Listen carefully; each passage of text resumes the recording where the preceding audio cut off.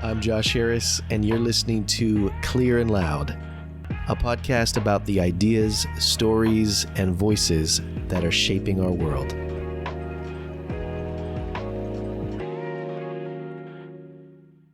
Hey, it's Josh. I want to take a second to tell you about my company, Clear and Loud. Imagine having a team of creative ninjas on your side to bring your ideas to life. That is exactly what you get with Clear and Loud. Kelly and I specialize in launching websites, products, and big ideas. We craft the words that reach people and the systems that sustain growth. We have what we call a words first approach. We craft a clear, compelling narrative that cuts through the noise and makes your brand unforgettable. And our expertise doesn't stop there. We'll supercharge your growth with the right tools, systems, and tech training to keep that momentum strong. So whether you're an entrepreneur, author, or thought leader, let's hop on a call.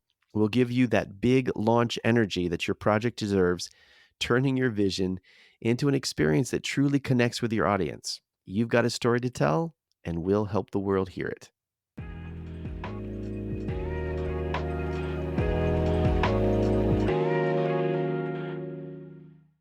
Have you ever watched a TED Talk that left you spellbound? Maybe somebody emailed it to you, you got to watch this, or you're on YouTube and it just sucks you in. You lean in hungry for every word as you watch. Well, today's guest knows what it takes to craft and deliver a talk like that. Devin Marks, also known as the TED Talk Whisperer, has coached hundreds of speakers to grab hold of their audiences with their ideas on this iconic TED stage, from Harvard professors to thought leaders and change makers. Devin is a TED Talk coach who has helped shape messages that have gone viral and racked up millions and millions of views worldwide. So whether you are an entrepreneur or an author or simply someone that's got an idea inside of you and you want to share it, this episode is for you. Devin is going to take us behind the scenes of his process, how he works with speakers, giving some of the secrets and the principles that he uses to distill a message, harness the power of storytelling, where stories are helpful, where they're distracting. This is a real treat to get someone of Devin's caliber on the podcast. And ultimately, this is more than just about TED Talks. I really think the insights that Devin has on communication can help you level up your skills in any setting, whether you are pitching to clients, whether you're talking about your business, with someone that you've met in an elevator, or maybe you're a startup founder who needs to, pitch to VCs. This is something that you should definitely pay attention to. So grab a pen, get ready to take notes, because the TED Talk Whisperer is about to share his wisdom.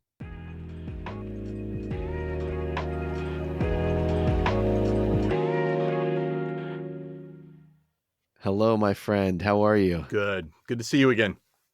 Great to see you. You have been called the TED Talk Whisperer, which is just a very cool title. Because of your expertise in coaching speakers for TED and TED style talks, I'm curious if there is a specific TED Talk that you've seen that you've just found so personally captivating. Oh, that I personally love? Yeah, exactly. This goes way back, but Nancy Duarte had one of the first talks on TED, like 2011. I was actually watching it yet again today, talking about the shape of messages and Oh, interesting. public speaking. There's a, shape and a pattern she discerned. And very early on, she was one of maybe 4 TED Talks speaking to story as a craft and Wow. a science, and you could throw art in there as well. Yeah. And so I have probably seen Nancy's talk 40 times. Oh my gosh. There are many of these top 100s that I just kind of live on. That's you great. know? How did you get into the world of coaching speakers and into this TED Talk world? Well, that's a funny story, with a bit of serendipity, mixed in. I was, everybody comes to coaching TED speakers from a different route. I was one of the first, if not the first, to offer online outside of the TED context, TED style public speaking training, and learned the craft in graduate school, in seminary. Now, I wasn't Oh, heading to very a cool. pulpit. I was using an academic environment to deconstruct TED and understand why TED Talks, I call them the sermons of the secular church, why TED Yeah, Talks were just so catalytic, and the word was viral. And at the time, we're yeah. garnering 100,000 views, maybe a million. This was Mm. pretty early in on the TED adventure, but I had locked on to them early enough that it captivated me, and I wanted to understand, as an event producer and conference designer, what was different. What was going on here? And So you started to kind of like dissect them, like yes, what's very, really very happening? much so. I had, at the time, I was just out of a nonprofit startup that I had run in Tampa, Florida, before the economy face flopped us into the pavement. Bernie Madoff Oh, era, and so naturally, you're watching a lot of TED talks, and I was in a company town. Wilmore, Kentucky is the home of two street lights and Asbury Seminary on one side of the street and Asbury University on the other side of the street. And I was the black sheep in the family who had never, been called to the pulpit. And again, I wasn't called, but it seemed like a good compromise to enroll in graduate studies there. And in that conversation, yeah. those conversations of sifting and sorting, one professor said, "Huh." He'd never seen a TED talk before, but he said, "Huh, this is interesting. Ideas worth spreading. That sounds like a gospel charter. We could play with that." And he was Oh, just wow. flexible Okay. enough and creative enough that he let me indeed play with that. And so I was able to deconstruct TED and Yeah. TEDx, compare TEDx to two other short talk conferences, which Mm, back then there weren't a lot of short talk conferences. There mm. was one called Q, now called Think. The Okay. Q Yeah. consonant in Christian circles became a little loaded, and so Oh, the Q right. Yeah. conference, which stood for question, Yeah. used a countdown clock, and they Okay. very much echoed the TED design of a conference with the theater setting and the dramatic lighting and the no notes, that type of thing. I Um, forgot about that but event. Yeah. but Q or Think today would garner 5,000 views for breakaway talk. It looked Mm. very similar. And then there was another short talk conference right up the road from me at the time, in Louisville, Kentucky, Josh. And it was the Idea Festival, if. Mm. And its Okay. colors were orange, but other than that, it looked like TED.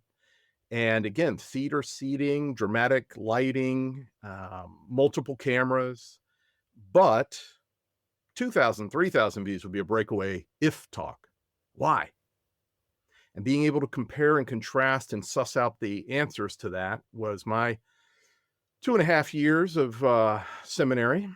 And then, So you were able to identify that the reason why TED Talks specifically were being so much more successful, that it wasn't just the link, that there was like a difference in the way those were formatted? very true. I mean, the length is certainly what everybody thinks at the surface level makes Yeah. for a TED talk.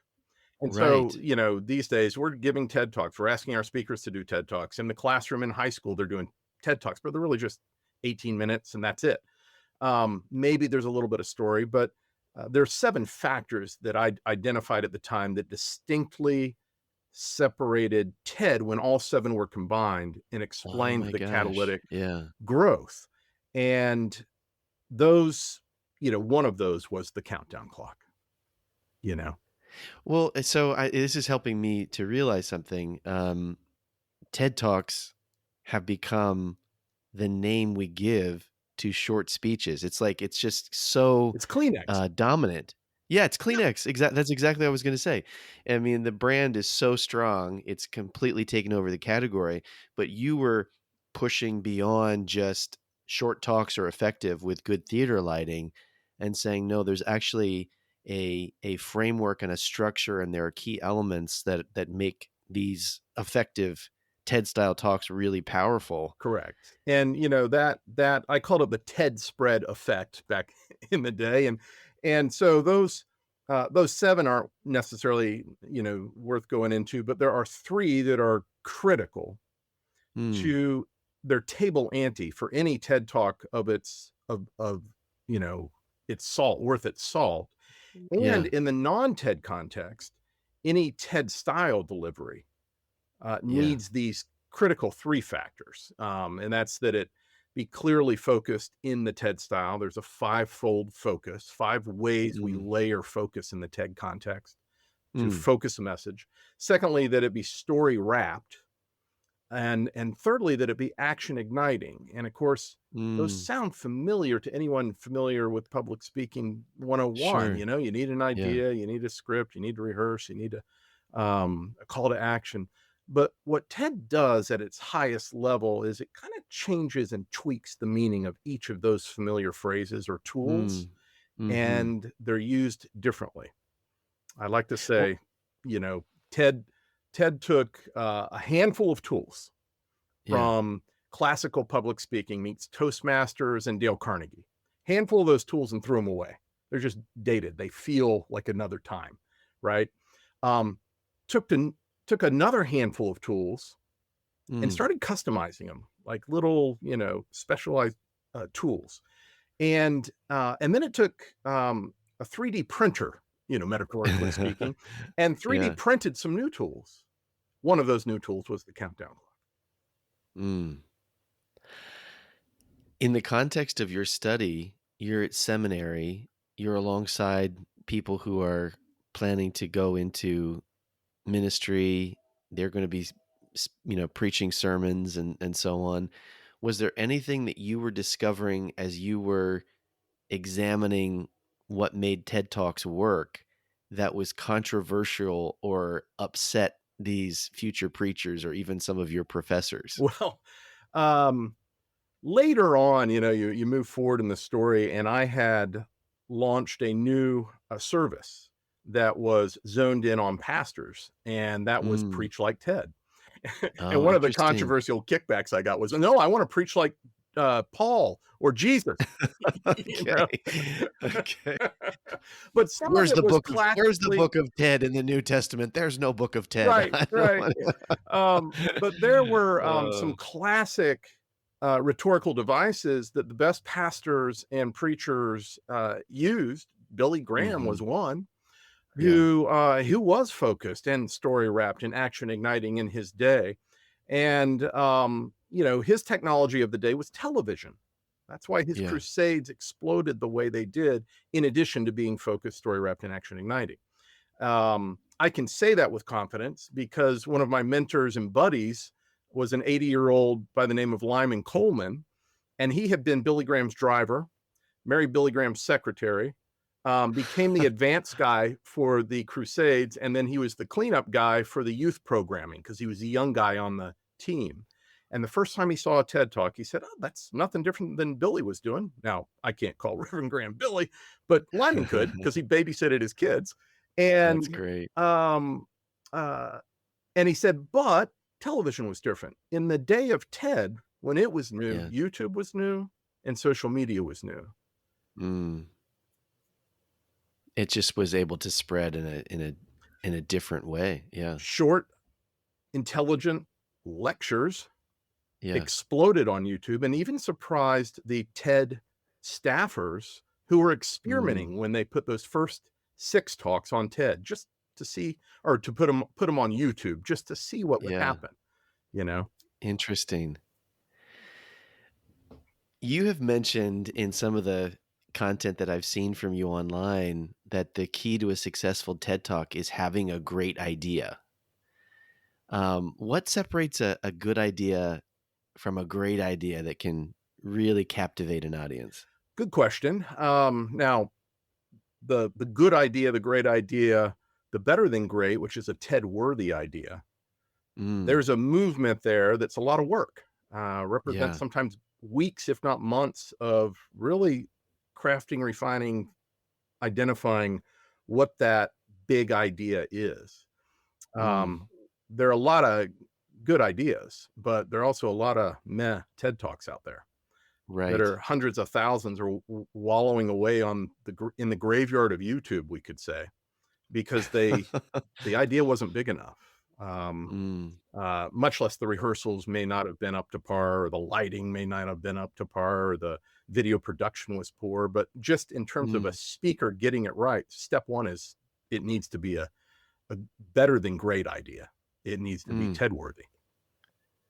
And so that requires you to kind of keep pushing yourself, or in your case, maybe the person that you're coaching and teaching to keep going back to the drawing board and refining It and does. maybe throwing out hundreds of lesser ideas along the way. Yeah, let me borrow a couple of examples from the land of TED to illustrate.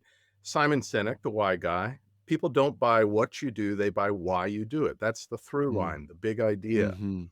Yeah. And it's in simple language, clear and simple language. There's a bit of intrigue because it's a counterpoint statement. People Yeah. buy what not or why not what. Um, Yeah. it's repeatable and almost common sense.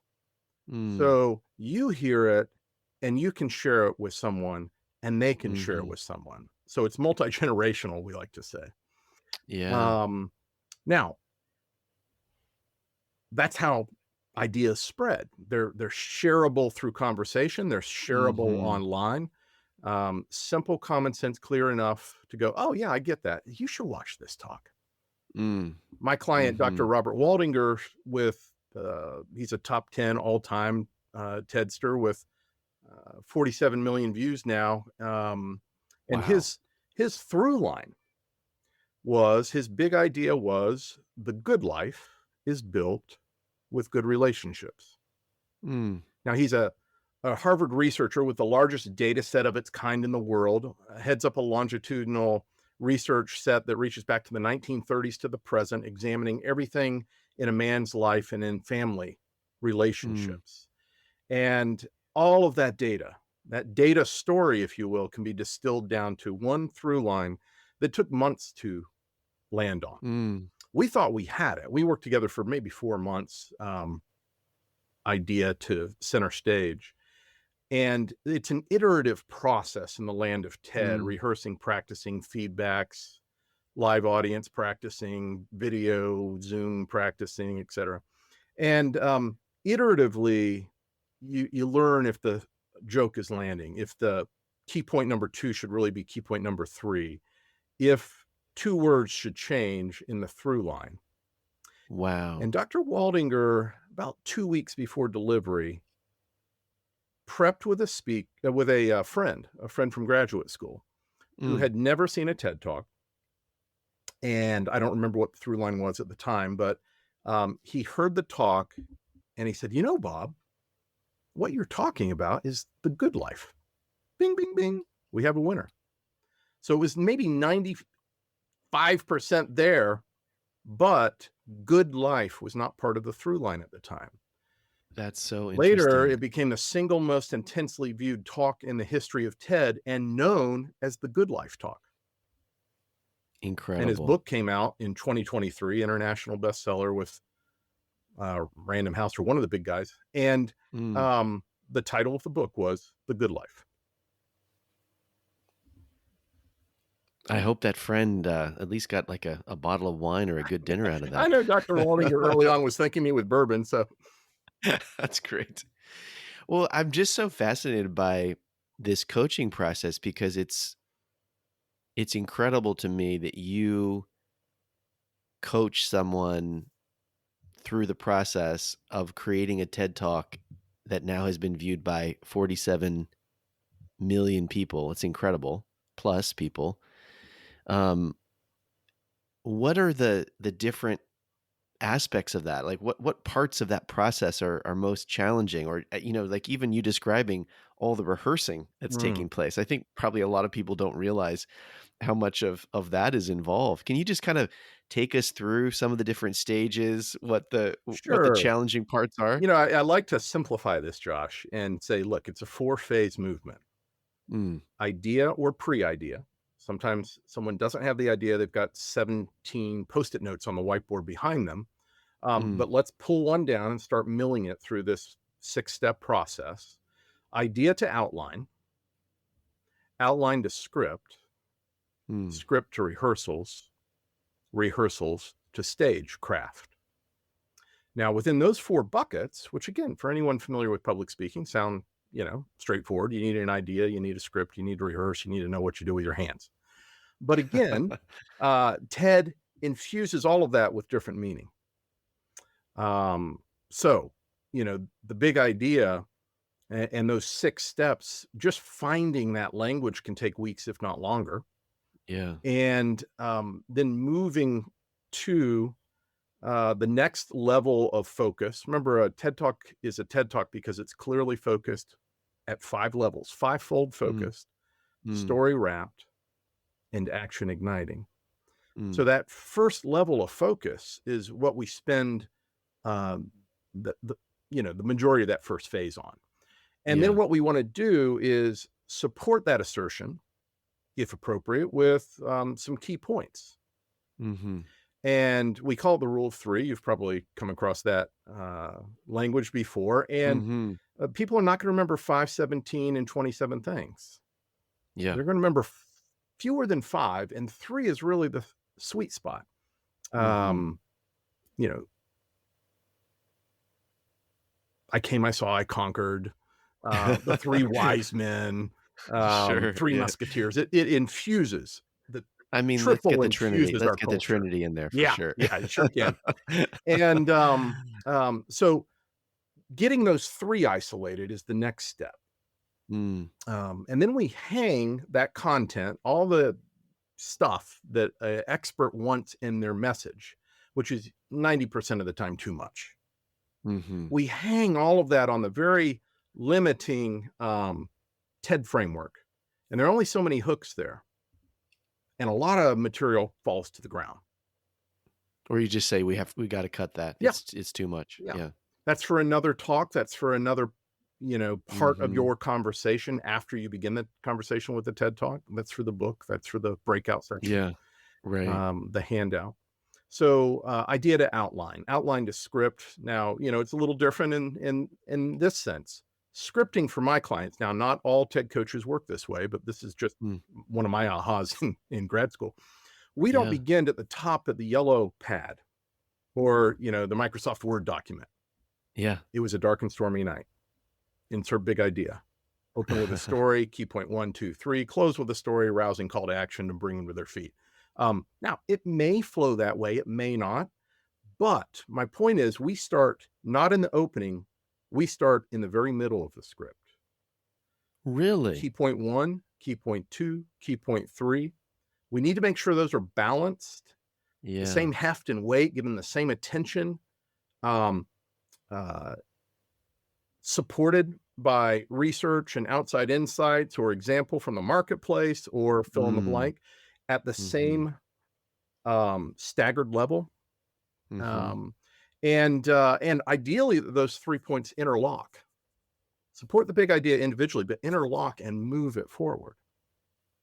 So, to use the example of Dr. Waldinger, the good life is built with good relationships. Notice the simple language there, the three-part structure, even the flow of it, right? The good life is Yeah. built with good relationships. Tell me about the good life. How do you build it? What are good relationships?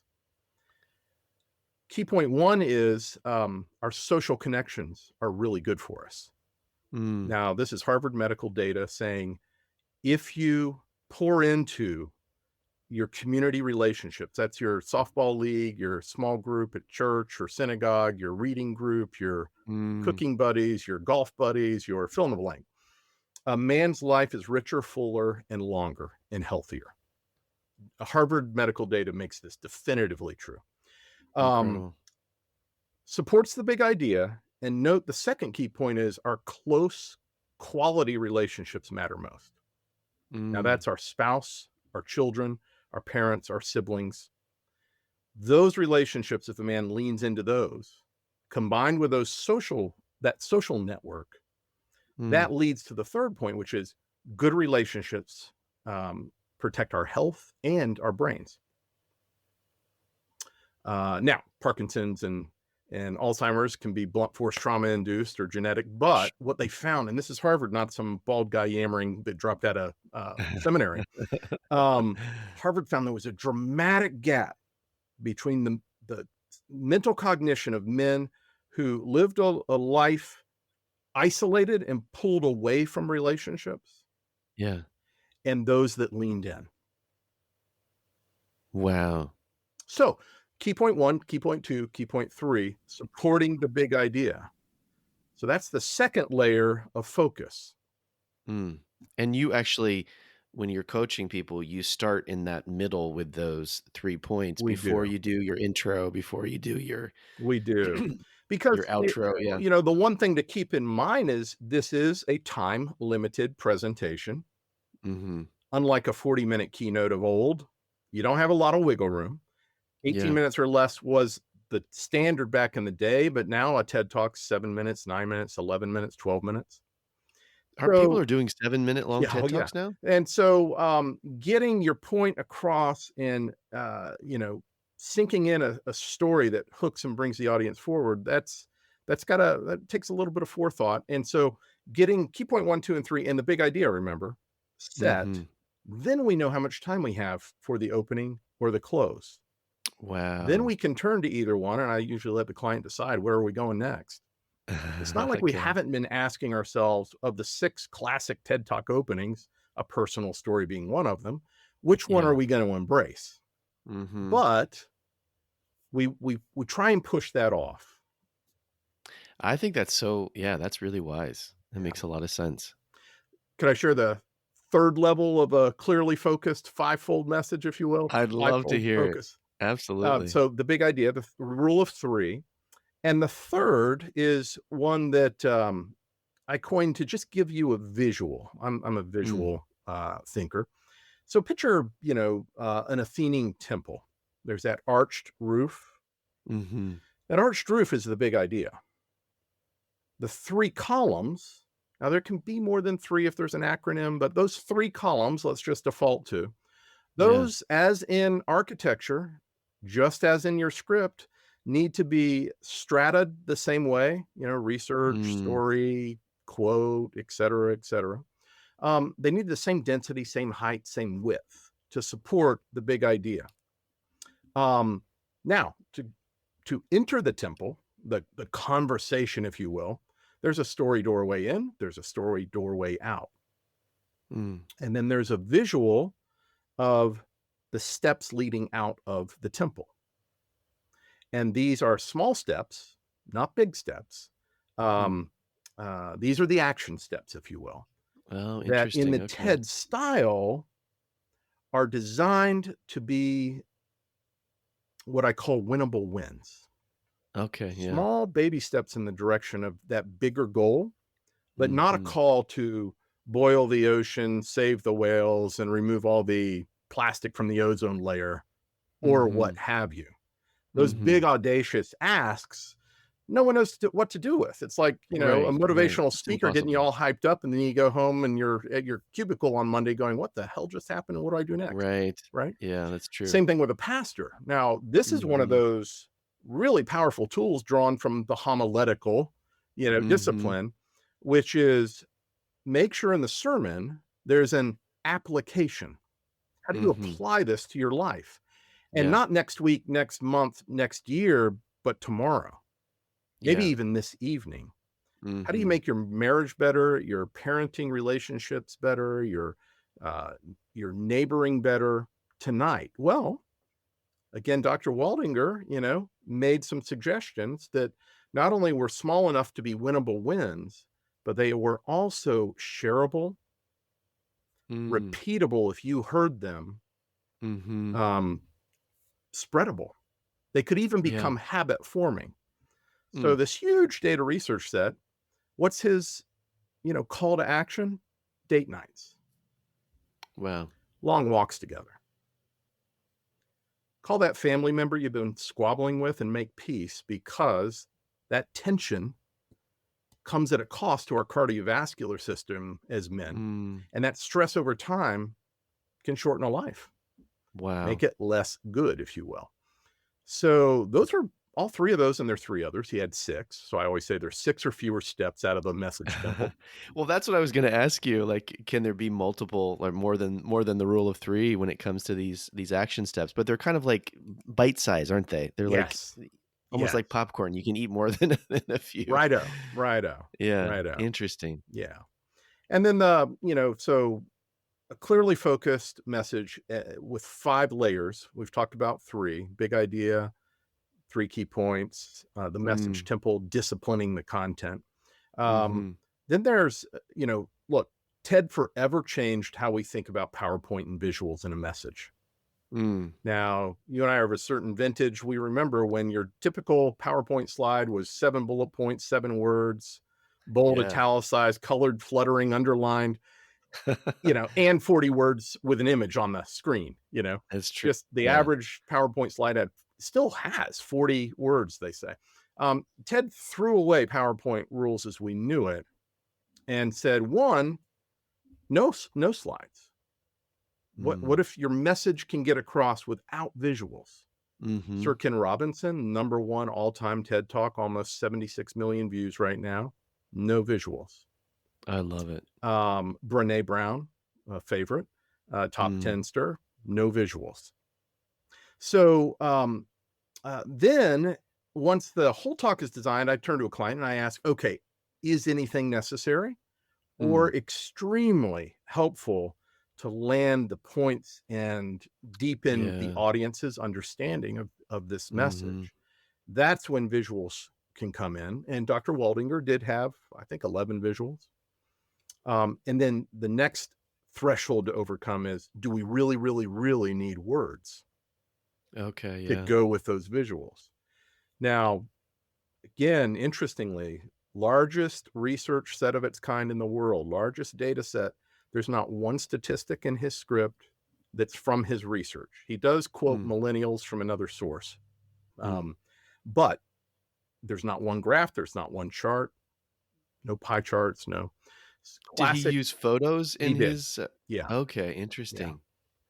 Yeah. And how did he make that decision or you coach him through that decision, um, that a visual would add something to the talk that would make it that much more effective versus some of these examples? Some practice sessions, a different slide was in place and no one laughed. Some Okay. there was, and it got the chuckle, pattern going Mhm. for an audience. Mhm. One of the early ones is, talking about overwork, and, there's a group of Japanese stockbrokers asleep on their desk face down, you know? Okay. Um, but, that decision to not give an Al Gore, frankly, overwhelm about the environment and Mm, data avalanche. Now, I right. admire, Al Gore's TED Talks and, the visual design there, which Nancy Mm, Duarte had a hand in. mm, But that was a overwhelm of information we did not want strategically in right. this talk. And of the hundreds of other speakers I've worked with over the years, it's the same philosophy. Yeah. So let's jettison PowerPoint. And then if we do bring in something, it needs to be visual because we know how driven by visuals we are. And then if indeed a few words. And then the fifth level of a focused TED talk is what I call highway safety. Now, again, visual, right? I love This it. is my language. So, highway safety, you're on the highway and you're driving the minivan, and you're the speaker, and your audience is in the back of the minivan. Mm, And as you cruise down the highway, thump, thump, you hit a speed bump. Well, we want to iron out and flatten those speed bumps. What's a speed bump? It's controversial statements or okay. data Yeah. or imagery that leaves the audience mentally fighting with you, creates Mm. dissonance. And you try and avoid some controversial side issues so that the audience stays with you and doesn't rabbit trail. Mhm. So let's flatten out those speed bumps. Another is that's a pothole. Now, a pothole on a highway is a bad thing, and so too in a TED Talk. What is a pothole? It's a disconnect in logic. It's a acronym or industry speak that no one else is going to get unless they're part of that industry, unless they're part of Mm. that culture that uses those acronyms. It's an assumption on the part of the speaker who's a deep, deep, deep expert, but forgets where the audience is beginning. Mm. So let's fill in the potholes.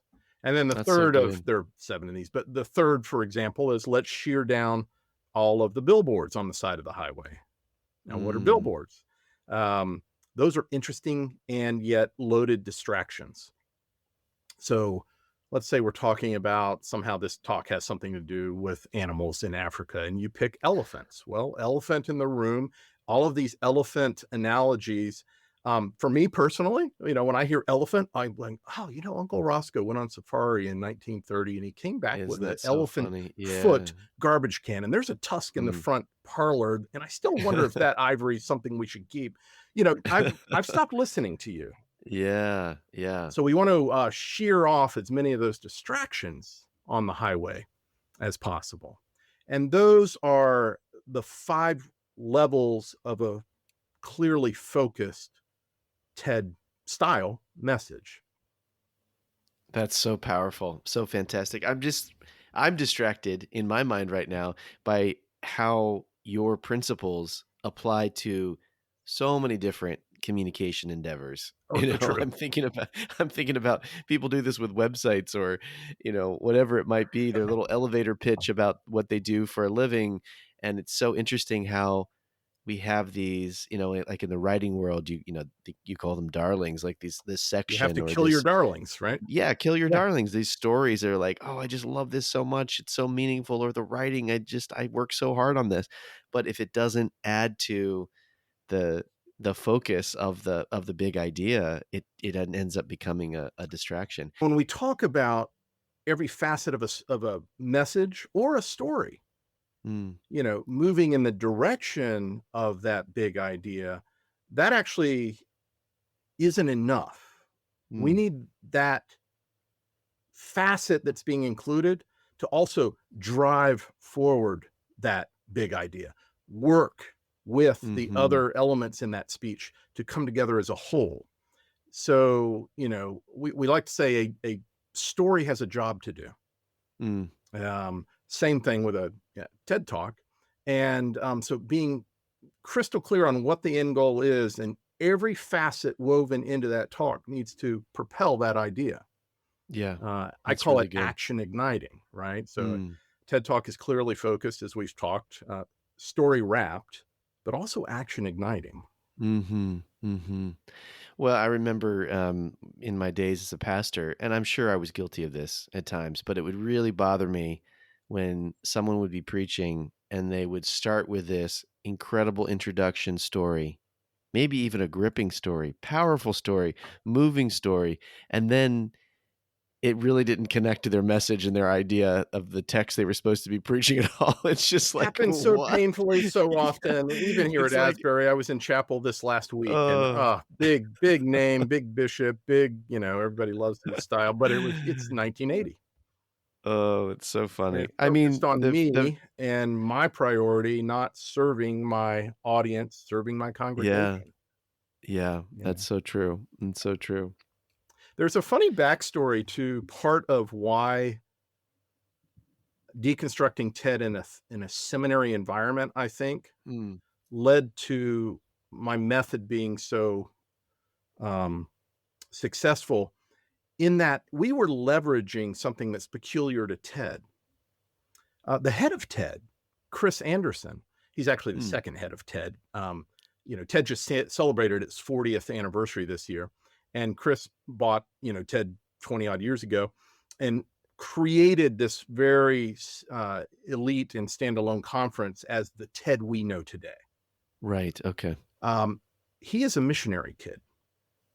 Oh, I did not know that. He was raised hearing that era's, Billy Graham's, and so there was something inherent in homiletics at its highest level Yeah.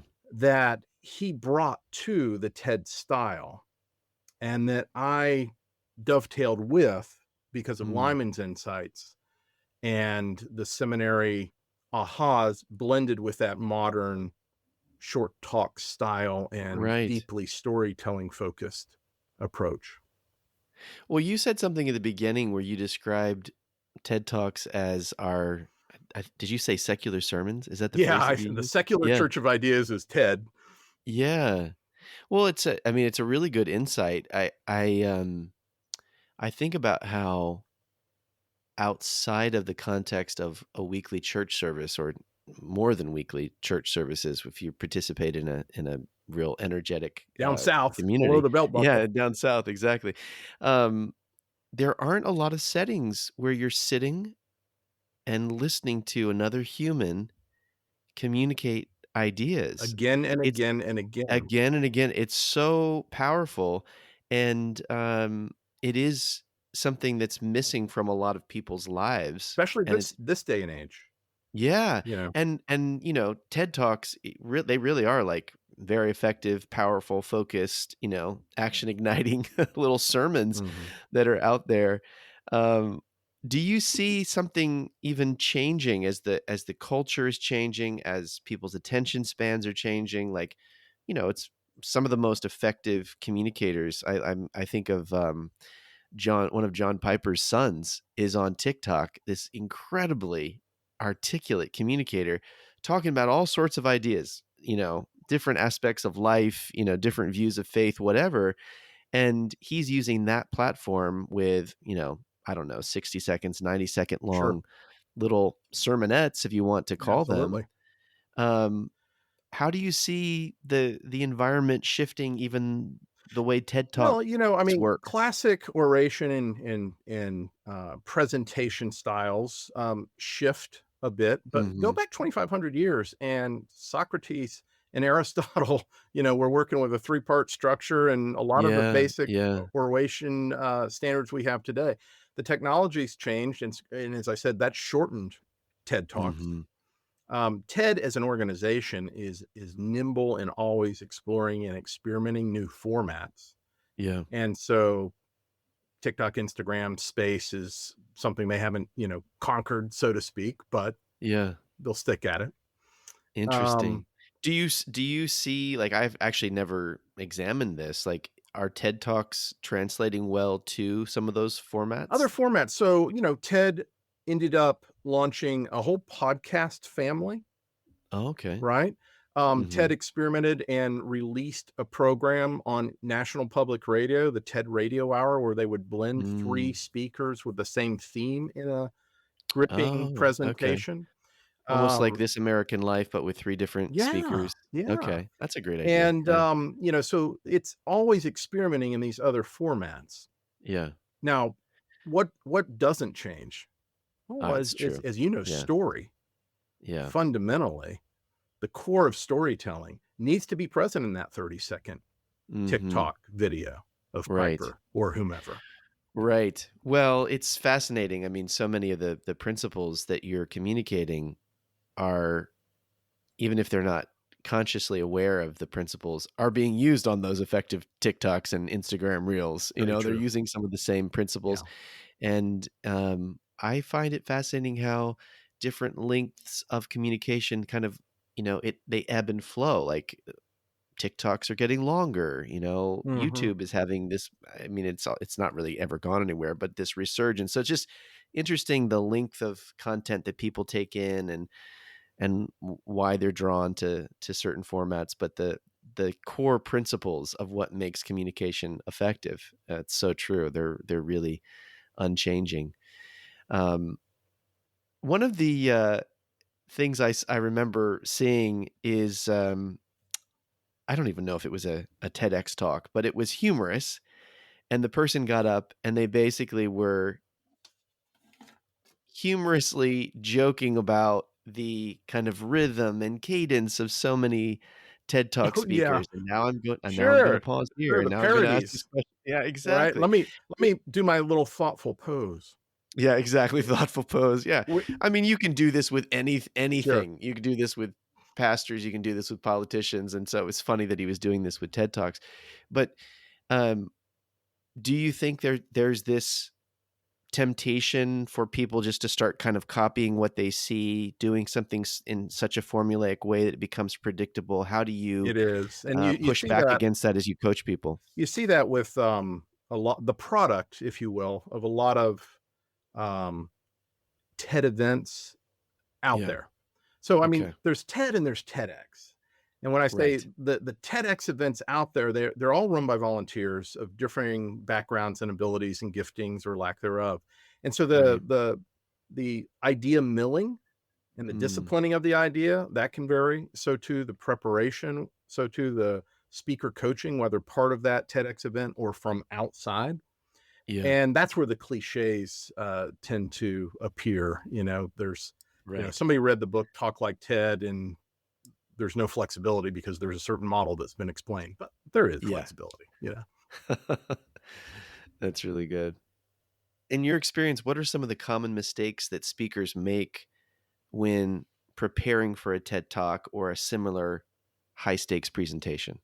Well, in the higher tier of TEDx events, or, of course, Big TED, nobody's asked to give a talk that isn't really at the apex of their career. So they're highly accomplished Mm, mhm. individuals in whatever space they own. One of the painful mistakes is the speaker who's got 5 best-selling books, pulls down 40 to $60,000 an honorarium, speaking before thousands, if not tens of thousands, 50 to 75 times a year, who just says, "I got this. I just need an introduction." So, they Mm, come to the conversation about shaping their idea to serve the audience and in the TED style, and they say, "No, what I really need is an agent because mm, I'm a great public speaker." What they don't get, and hopefully the tumblers fall into place early on. If they let go of the agent concept and they just say, "Okay, there's a mm. process here. I understand there's a process. I'm going to trust the process." Yeah. I still need the tumblers to fall into place so they get that this is not public speaking as they've ever done it before. Mm, If mm. if they don't understand that, they're going to deliver Dancing with the Stars level performance.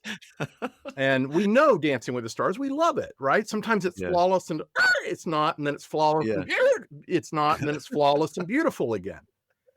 Cirque du Soleil is a different level entirely, and that's what Mm, my clients are aspiring to and yeah, leaning into and letting go of some of the accolades that have identified them as some of the top communicators in the world because they're mm, playing on a different field entirely. mm. And so that's one of the first, I look for, as a kind of red flag. Right. The other, there's some, there, the 10 commandments of TED are, all of this is out there and Googleable. Don't sell your book on stage. Don't sell your Yeah. services, your consulting or otherwise on stage. How many? I Mm. just watched 4 TEDx talks about storytelling today that started with my book and the fact that I'm a public speaking coach as they're open. Oh, wow, Well, okay. that's why there are 14,000 views of that talk instead of Mm, 3 million. mm, So that's often a mistake. They're oblivious to, or they just break the rules because they think they're the exception to those 10 commandments mm. of TED, if you Mhm, will. mhm. Um, under, you know, an, in the terms of storytelling and narrative, they confuse illustrations, examples, and vignettes with a true story. Oh, unpack that. I wanna hear Yeah, I your mean, as thoughts a on that. storytelling, two storytelling nerds who went through That's seminary true. got together on a microphone. So, the difference in my understanding and language of a story is Mm, there are 6 classic archetypes or shapes of story in Western culture. We know this because Kurt Vonnegut, when he was a graduate student in his master's program, pitched a thesis that in his day was rejected, but his thesis was stories have a shape. Mm. Stories have a shape. And it wasn't until about 9 years ago or so, University of Pittsburgh researchers early on in AI and megadata analysis Mm.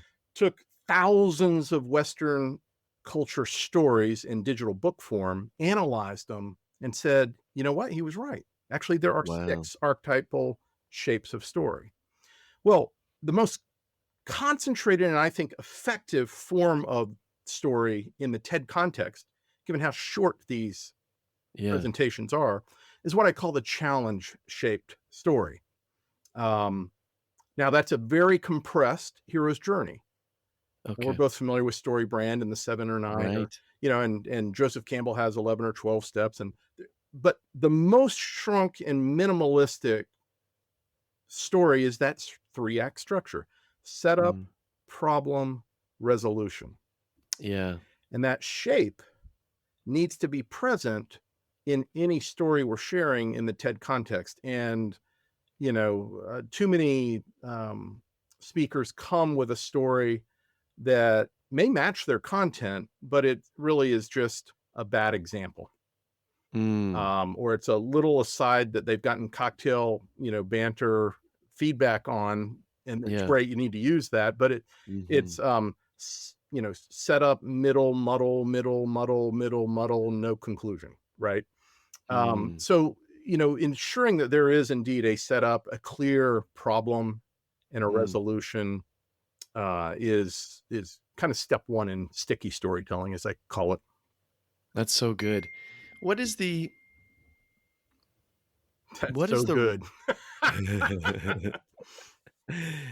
what is the role of vulnerability when it comes to storytelling? Because there's a certain mindset out there, which I completely understand that, if you really open yourself up and you're divulging, these intimate, maybe even painful aspects of your story, that is going to be, powerful, it's going to move people and so on. Mhm.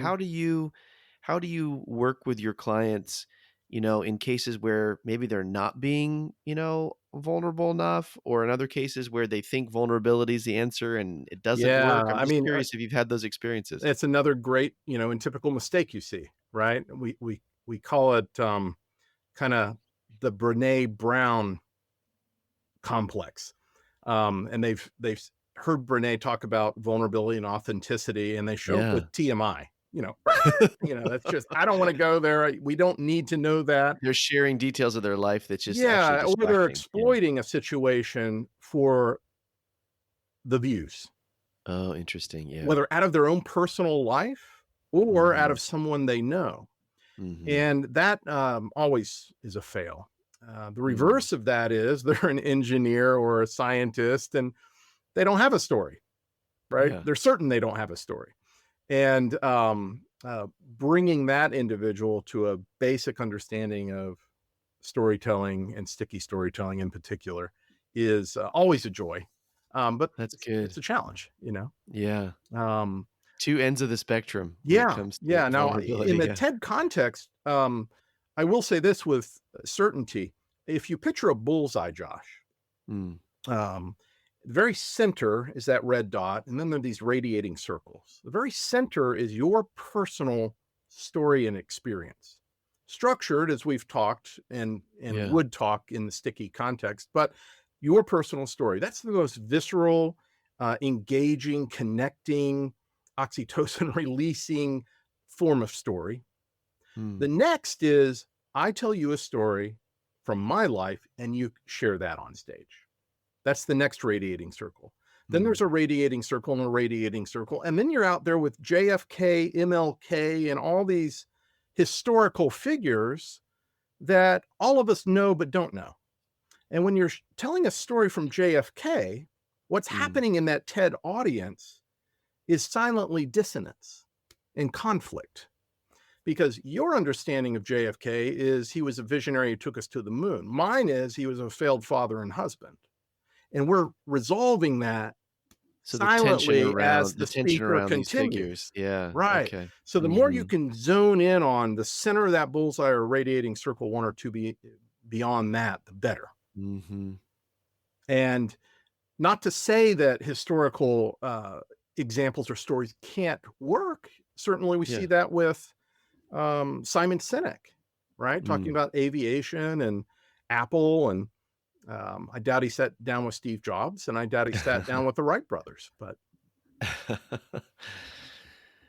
How can, how can people connect with some of the work that you're doing? Maybe they're at a place where they have a talk that they want to get coaching on. I mean, you're doing really high level types of TED Talk coaching and so on.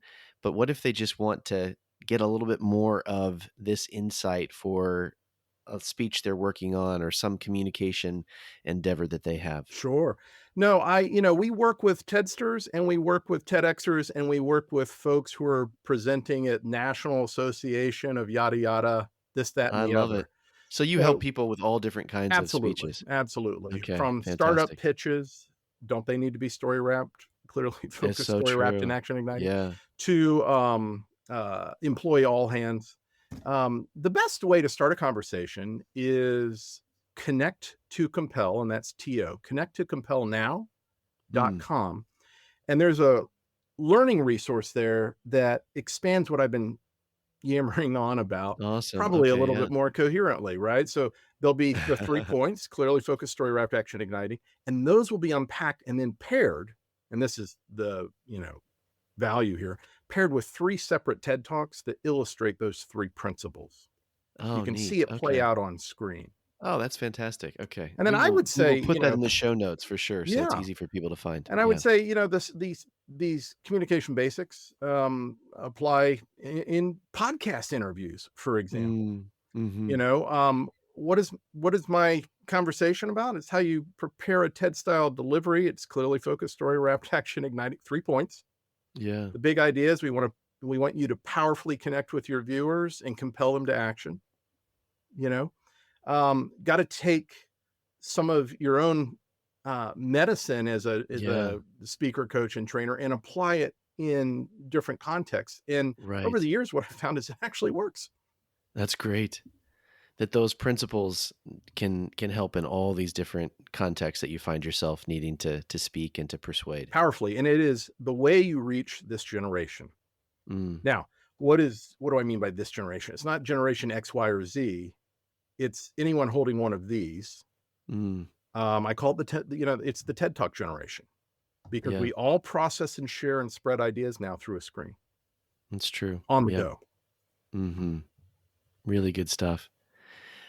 Devin, this has been so much fun. I've learned so much. It's making me wanna dip my toe back in the public speaking water. Oh, I'm sure a lot Um, of people would be thrilled with that. well, I'm not sure about that, but I would love to push myself, and I'm gonna go to Connect to Compel. I wanna get that resource. I think that'd be super helpful for me and many other people. And I do hope that many people who are listening that have an opportunity to speak publicly will connect with you, get coached by you, and who knows, maybe somebody listening is the next 47 million views Tedster. So that would be pretty cool. That would be a lot of fun, and we'll take a million views too. That's great. So good having you on the show. I really appreciate it. I appreciate it as well, and I just want to encourage you in this show too. If you need to clip this out, that's fine. But let me just say, I was thinking about this earlier, Josh, and you're the blend of Krista Tippett and Ira Glass. Oh my gosh, that's a So huge Krista's compliment. asking those deeper, thoughtful, she's done the research to be in that conversation. And Mm, Ira's got that just gentle, probing, but fun and moving style that, we all listen to many, many podcasts. But there's only one or two that I can think of that I've listened to every single one of them because just you've got a gift oh my in the gosh, that's a huge interview. compliment. Um, it's not only the interview, but it's the curation and care of your audience. Hmm. So take that for what it Well, is and that is be that encouraged. is amazing. That's an amazing encouragement, especially coming from, such a great communicator like you, so thank you. Well, thank you. And it's been a joy. Look forward to our next conversation. Awesome. Alright, Devin, you take care, my All friend. right. Bye-bye. Thanks for listening to the Clear and Loud podcast. I'm your host, Josh Harris. Our producer is Pam Cameron, and this episode contains music by Jeremy Yaddo at Music for Podcasts. If you like what you hear, give us a boost by subscribing or leaving a review on Spotify or Apple or wherever you listen. We'd also love your feedback on today's episode. Or if you have a question you'd like addressed on a future episode or a guest you'd like us to consider, email us at hello@clearandloud.com. You can also shoot us a direct message on Instagram. Our handle is @clearandloud. Thanks for listening, and we'll see you next time.